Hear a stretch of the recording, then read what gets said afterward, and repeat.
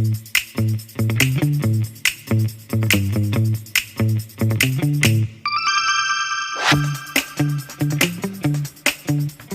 tausiahnya, saya sebagai seorang warga yang juga sebagai satgas, ada yang mengganjal di pikiran saya karena ada pengurus yang sejak beberapa bulan ini tidak mau menyapa dan juga sifat berubah banyak.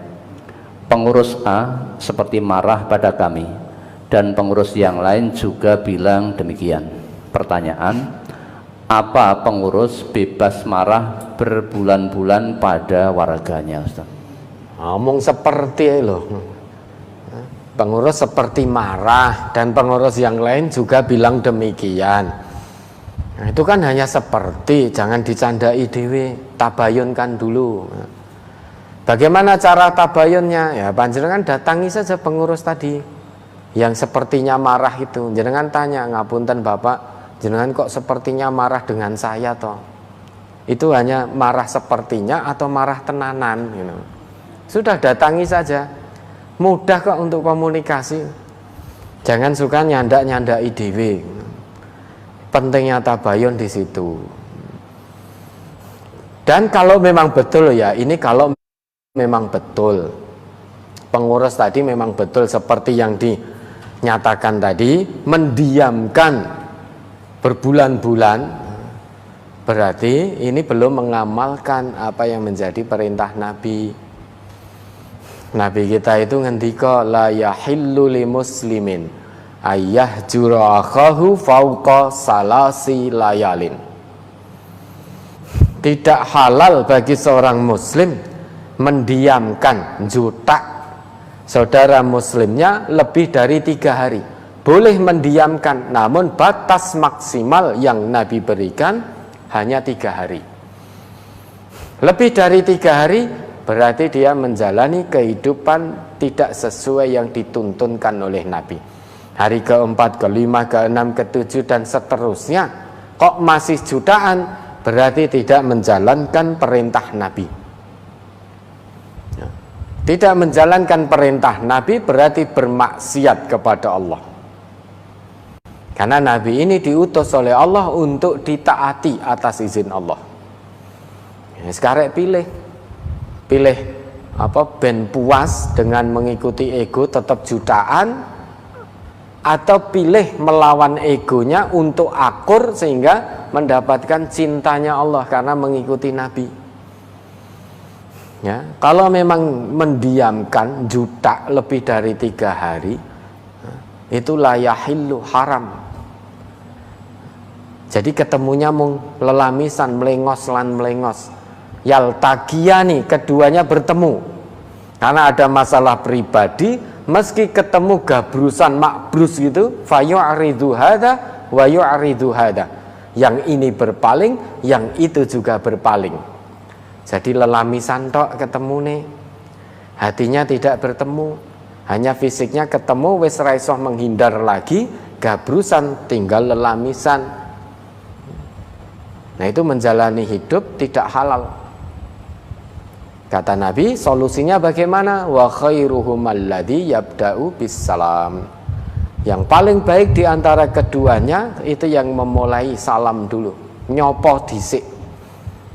Nah, saudara berusaha saja mengamalkan apa yang menjadi perintah Nabi ini untuk menjadi sebaik-baik manusia. Datangi saja rumah pengurus itu kalau betul yang saudara katakan.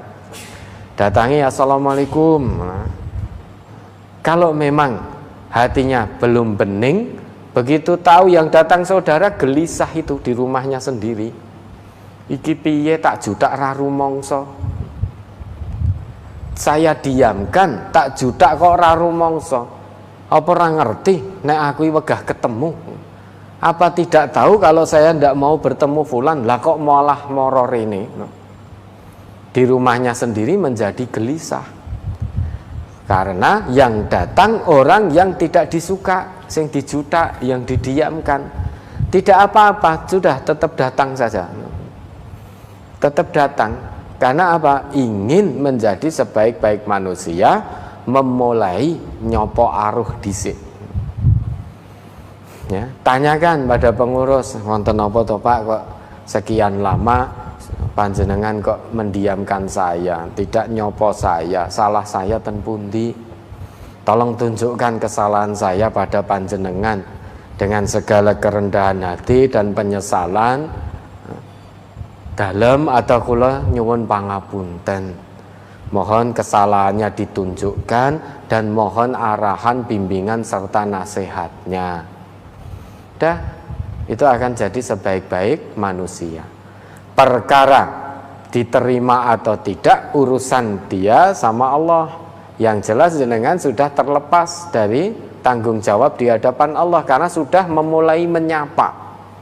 Perkara sapaan jenengan disambut atau tidak, itu sudah urusan yang bersangkutan dengan Allah. Tidak ada ruginya sebetulnya. Sebelum kita saling meminta maaf, kita sudah saling memaafkan. Sebelum di antara kita berbuat salah, kita sudah saling memaafkan. Itu indahnya kebersamaan dalam Islam, satu tubuh betul. Ya, ini mudah-mudahan hanya perasaan jenengan. Datangi saja pengurus itu. Mohon maaf, minta arahan, minta nasihatnya. Mohon untuk menunjukkan kesalahannya di mana. Kok sampai didiamkan. Dan pengurus kalau mendengarkan kajian ini, ya, pengurusnya juga turunkan egonya. Jangan gundeli ego, jangan rumangsa peh pengurus.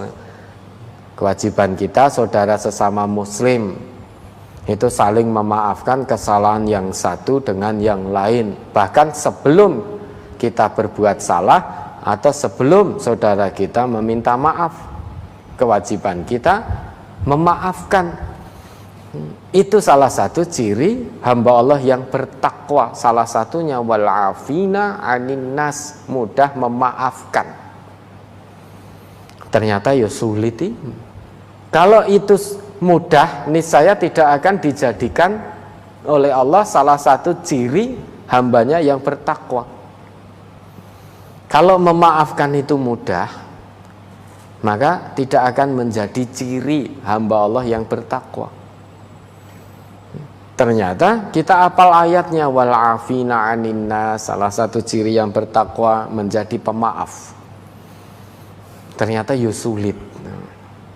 Kecuali bagi hati hamba Allah yang hatinya khusyuk, maka memaafkan itu di hadapan Allah satu sikap yang sangat-sangat istimewa, satu sikap yang akan mengantarkan pelakunya menuju surga, karena surga hanya Allah siapkan uiddat lil muttaqin, bagi hambanya yang bertakwa.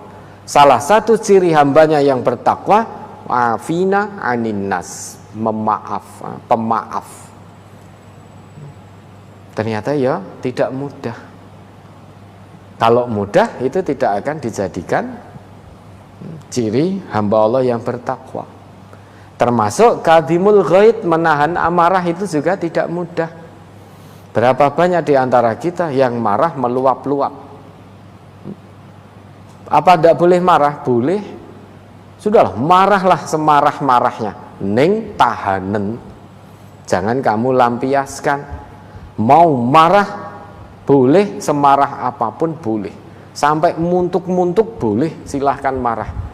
Namun kalau kamu mengaku iman dan ingin mencapai derajat ketakwaan di sisi Allah, tahan amarahmu, jangan kamu lampiaskan, baik dengan perkataan maupun perbuatan. Angel lopo gampang. Nesu sampai muntuk-muntuk, oleh nesu sampai puncak, ning ndak boleh melampiaskan.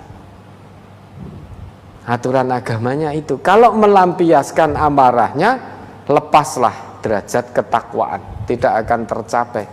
Karena salah satu ciri hamba Allah yang bertakwa itu sanggup menahan amarah. Nah, ini sesuatu yang sulit, hanya bisa dilakukan oleh hamba Allah yang hatinya khusyuk. Hati khusyuk itu adalah hati yang jauh dari penyakit hati. Ya, minta maaf ya pada pengurus tadi. Pengurusnya memaafkan. Tadi warganya yang diurus juga memaafkan.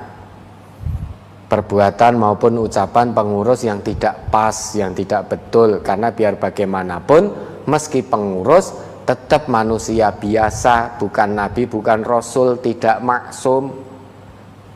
Tidak maksum, tidak terjaga dari salah, tidak terjaga dari dosa, tidak terjaga dari khilaf. Mungkin ada sedikit banyak perkataan pengurus yang nandes sampai menyakiti hati warganya. Maka warganya mohon maaf, memaafkan sebelum pengurusnya minta maaf. Pengurus juga begitu, kalau ada warganya yang menyakiti, menyalahi dirinya, pengurusnya memaafkan. Indah kehidupan kebersamaan ini kalau masing-masing sanggup memaafkan. Ya, ada lagi.